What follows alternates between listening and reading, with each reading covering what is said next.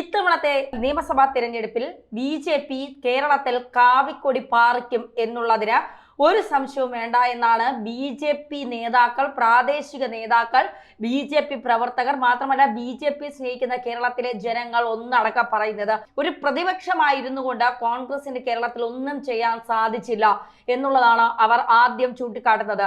പ്രത്യേകിച്ച് വികസനങ്ങളുടെ കാര്യത്തിലോ ഭരണവിരുദ്ധമായ ഒരു വലിയ വികാരം നിറഞ്ഞു നിന്നിട്ട് അക്കാര്യം ചൂണ്ടിക്കാട്ടിക്കൊണ്ട് ഭരണപക്ഷത്തെ മുൾമുനയിൽ നിർത്താനോ അവരുടെ ഭരണത്തെ ഒരു തരത്തിലും ബാധിക്കുന്ന തരത്തിലുള്ള ഒരു വലിയ സമരങ്ങൾ നടത്താനോ ഒന്നും പ്രതിപക്ഷത്തിന് കഴിഞ്ഞിട്ടില്ല എന്നുള്ളതാണ് ജനങ്ങൾ നോക്കിക്കാണുന്നത്. പ്രത്യേകിച്ച് പ്രതിപക്ഷത്തെ സംബന്ധിച്ച് നമുക്കറിയാം, ഈ പ്രതിപക്ഷം എന്ന് പറയുന്നതാണ് എപ്പോഴും ഭരണപക്ഷത്തിന്റെ ഏറ്റവും വലിയ നെടുന്തൂണ എന്ന് പറയുന്നത്. കാരണം പ്രതിപക്ഷം കൃത്യമായി സംസാരിച്ചാലും വിമർശിച്ചാലും മാത്രമേ ഭരണപക്ഷത്തിന് കൃത്യമായി കാര്യങ്ങൾ മുന്നോട്ട് കൊണ്ടുപോകാൻ കഴിയൂ.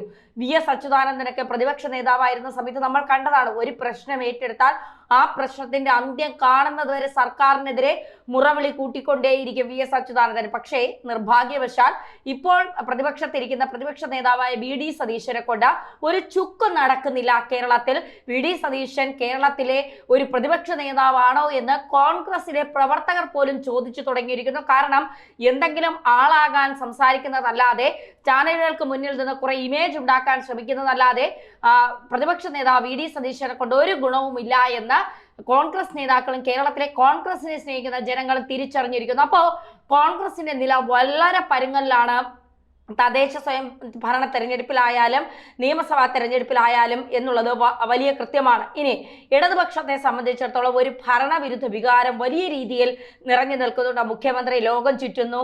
അത് കേരളത്തിലെ ജനങ്ങളുടെ എന്താ പറയുക, വ്യാവസായിക മേഖലയിലൊക്കെ വലിയ നേട്ടത്തിനാണ് എന്ന് പറഞ്ഞിട്ട് 25 രാജ്യങ്ങൾ ചുറ്റിയ മുഖ്യമന്ത്രി ഒന്നും ഇല്ലാതെ വെറും കൈയോടെ തിരിച്ചു വന്ന ഒരു സ്ഥിതി. ഖജനാവ് മുഴുവൻ കാലിയാണ്. പല തരത്തിൽ സാമൂഹ്യക്ഷേമ പെൻഷൻ കൊടുക്കാൻ കഴിയുന്നില്ല.